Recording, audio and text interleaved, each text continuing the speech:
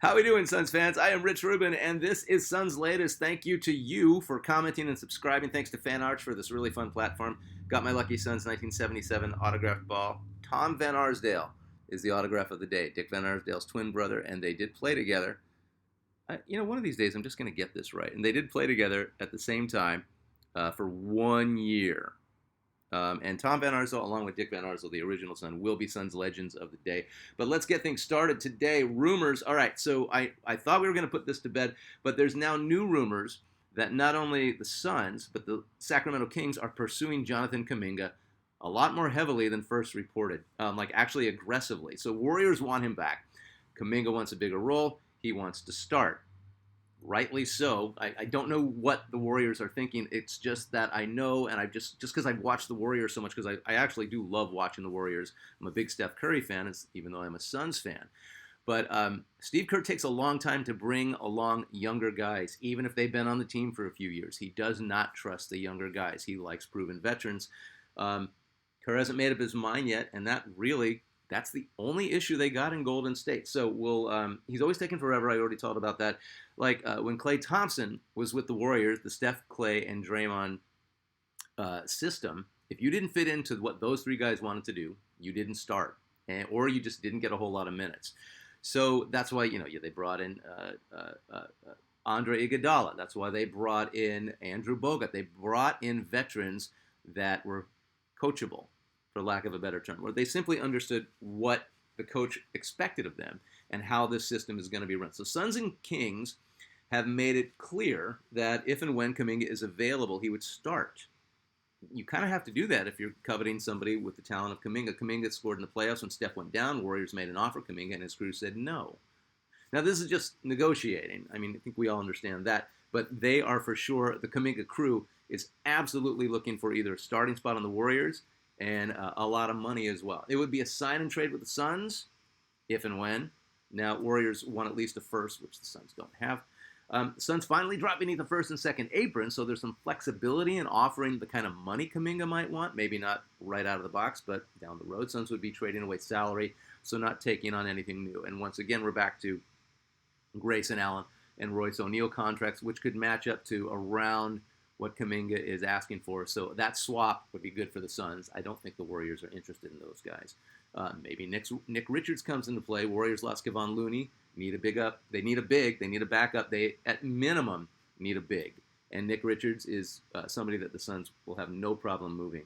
I don't hate Nick Richards. I don't see him as a future big man for the Suns. I think he's a placeholder right now, considering the possibility of Mark Williams having a good year and Malawash, the rookie. So, like Suns, Warriors will most likely wait until the season gets going or the trade deadline. Jimmy Buckets and Kaminga have somewhat similar games. I know I'm not comparing them. It's just, do you need two of these guys on the team? Face the basket, relatively aggressive and hard going to the hole. Jimmy, even at this age, is way better defender and a better complement to Steph and Draymond, and that is why Coach Kerr doesn't want to mess that up.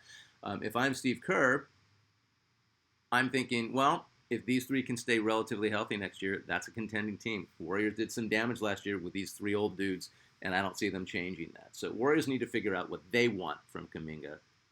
And it just occurred to me, the Warriors want Kaminga to be Andrew Wiggins, who they got rid of. A third option if you need him to be. But he just defended and rebounded. That's what Wiggins was brought in for. And he bought into it because he knew his career was over if he didn't. And he could score if you needed to. He had a great finals a few years ago against Boston. But Wiggins slid into whatever they told him to do.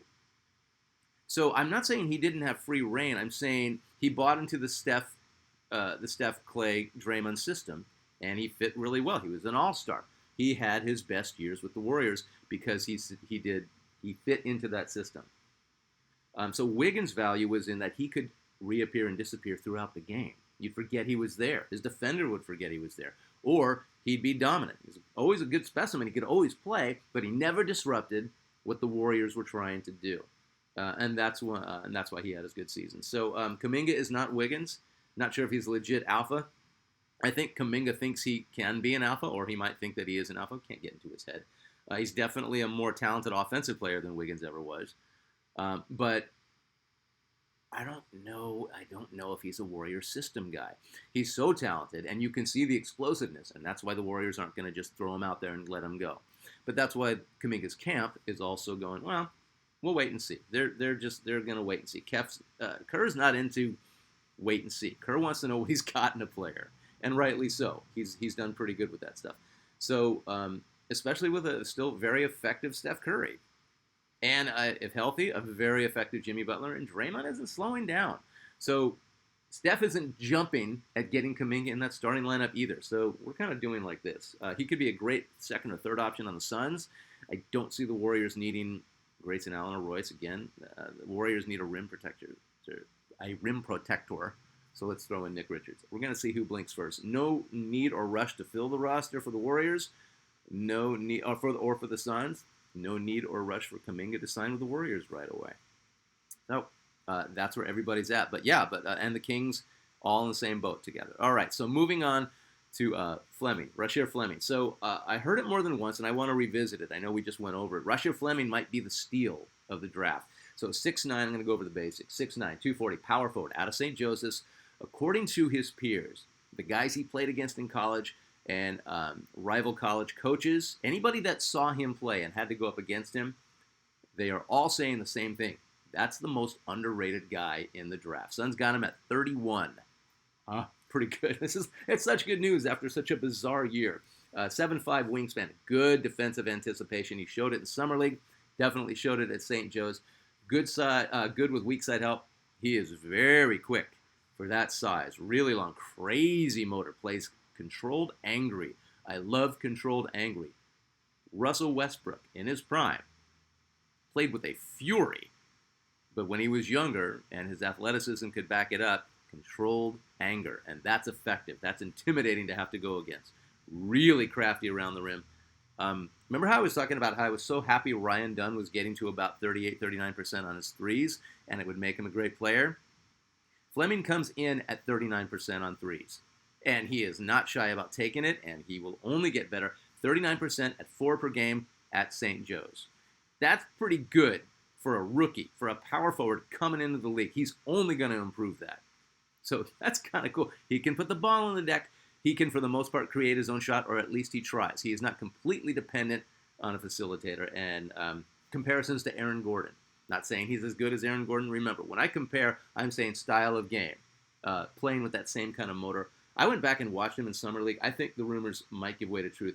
Fleming, to me, right now, he seems like the real deal. I don't know. But Rasheer Fleming, watch this guy in the preseason. I think the Suns are going to give him a very, very strong look. All right, moving on. And thanks again for watching Suns Latest. Comment anything you like. Remember, I don't take anything personal. It's about the Suns. And if you want to get really rude and nasty, you will be ignored. But once again, I still don't take it personal. Go nuts. See what you got. All right. So the comments. This is cool. This is really fun when it comes to Suns Latest in the comments, and when y'all go at each other, or y'all just have good lively debate. But be respectful. I mean, there's no point in getting rude, and nobody really has been. So that's really cool. So thank you. So I'm going to screw it up. So I'm just going to spell it at ENOCBARRAZA Braza 8935. Quote, I don't get the stubbornness of these coaches trying to make Booker a point guard. I agree. Stop stockpiling guards when you already have an excellent one in Booker. Instead, focus on getting Booker a solid center. Maybe the kid from Duke. We got him. Mark Williams, too. And a true point guard to complement him. End quote. Nothing in there I don't agree with. This is from @XDS. You say stop stockpiling guards, and then ask for a pure point guard at the end of your comment. LMAO-SMH. Ha ha ha ha ha. I'm sorry, I always think LMAO and SMH is like, we get it. You don't really have to put that in. And we already re-signed one anyway in Colin Gillespie. Good point. At Hammerdon1962. Yeah, nothing against Kobe Brea. He might be really good, but we need a point. Proctor was sitting there. Proctor? I'm going to have to do some research. I almost hurled when they passed on Halliburton. Oh, okay, we're going a little way back. Let's hope this isn't a mistake on the same level. At QWERTY 4324, replying to XDS, he's obviously talking about shooting guards. Okay, yeah, right. I mentioned it too. Stop stockpiling all these guards, but I meant shooting guards too, so my fault on that. All right, well, a lot of good points. I think we've covered these on Suns Latest. If we haven't, let me know in the comments. But I agree. I think we've got what we can in the way of shooting guards and wings. There's 15 guys, I think, on the Suns roster right now. But hey, it's preseason. There will be cuts. Yeah, we got Gillespie. I did a whole thing on Colin Gillespie yesterday. I might be very easily swayed into becoming a huge Colin Gillespie fan if he shows what the potential has shown in the past. No more shooting guards, a pure point guard. Right now, Gillespie seems like it's going to be it. But I agree with the first comment. If they make Book the point guard, because Jalen Green and Booker are going to start and they are shooting guards, I think that's a step in the wrong direction. But you can't bench either of those guys either. So it's a tough situation, and I'm glad I'm not Coach Ott right now. Yeah. And yes, years ago the Suns did pass on Halliburton, or they just drafted over him. I don't know. The Suns have had great drafts. The Suns have had bad drafts. It really just depends on what the guy ends up doing for the Suns, or if that draft pick can bring in somebody else. We've been really good. We've been really bad on both fronts. All right, moving on to Suns Legend of the Day. This one just popped into my head, and I don't know why. I think I was trying to remember what teams he played for after the Suns, because I know he popped back to the Suns for 1 year. But I do remember he played for the Celtics, and it seemed like near the end of his career he was just as fast as when he first got to the Suns. So the Suns Legend of the Day, I think some of you know who I'm talking about. Leandro Barbosa, the Brazilian blur. Oh my God, this guy was fun. A 6'3" shooting guard from Brazil. NBA Sixth Man of the Year in 07 for the 7 seconds or less Suns. I mean, you thought the Suns were fast with Nash and Stoudemire and Marion, and then they get Leandro Barbosa. It was crazy. It was like watching Walter Davis again. You couldn't believe how fast this guy was, and how Nash would just be like, oh God, pink bucket, no problem setting this guy up, because he would go exactly where you wanted him to go. So Leandro Barbosa played for the Suns for 7 years, and then back in 2016 for 1 more year. Barbosa holds the Suns record for points scored in a game by a rookie as a first-time starter, 27 against the Bulls in 04. He set the Suns record for 3-point field goals by a rookie in consecutive games when he hit at least 1 3-pointer per game during a 10-game streak from January 2nd to the 19th. Absolute laser 3-pointer. The guy was pure offense, and just the best attitude. Showed up and he goes, what can I do? What can I do? What can I do? And he did it. My God, Barbosa was good. I'm surprised he didn't become an all-star in 07. 18. This is a crazy stat. All these stats are crazy, and I'll tell you why. 18.1 points, 2.7 rebounds, 4 assists, in 32.7 minutes per game. He was the 6th man of the year that year, obviously.